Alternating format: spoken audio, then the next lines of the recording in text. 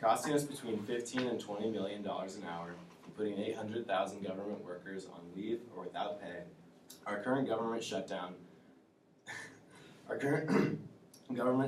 continues to break the record as the longest in our nation's history. As we crawl into our 33rd day, it's become clear that most of the focus is on how it will affect our economy, our workforce, and our future political stage. But I suggest that while these issues are important, we should focus on the effects that our government shutdown will have on our economy or on our environment.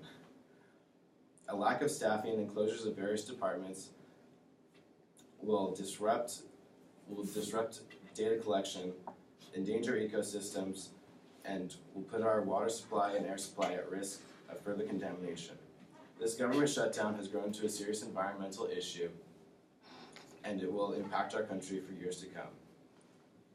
While much of the well-being of our environment is in the hands of our individual choices, the government plays a big role in how we maintain our environment.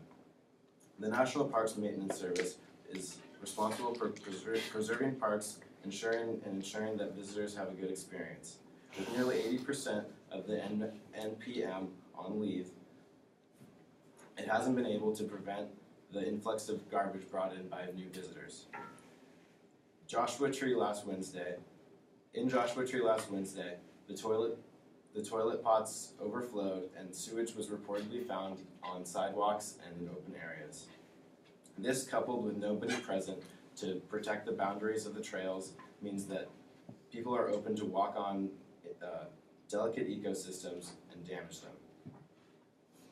With the Environmental Protection Agency and the Department of Health and Human Services largely closed down, there's no one to focus on maintaining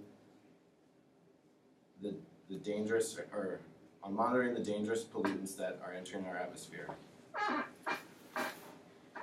This coupled with the EPA also being closed down, which conducts over 200 experiments a week on monitoring our environmental impact,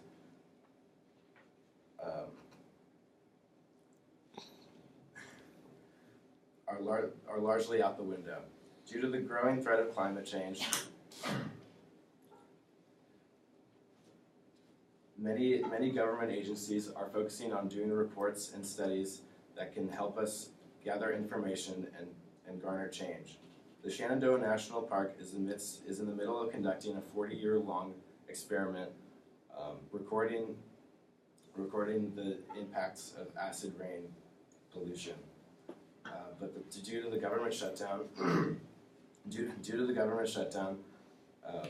it's currently on its largest gap in data collection. In the Hubbard Brook long-term ecological monitoring site in New Hampshire, researchers can't access tools necessary for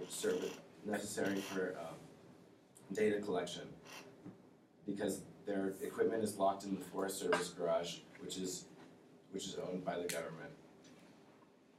The government shutdown has negatively affected us in more ways than one, but I suggest that we focus more on how it has affected our environment.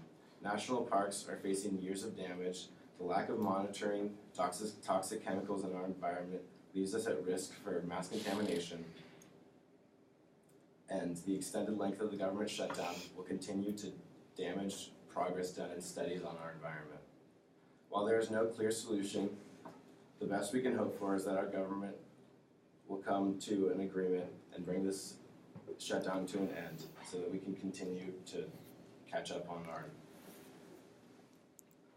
data collection and so that our environmental protection, our government agencies can continue doing their monitoring.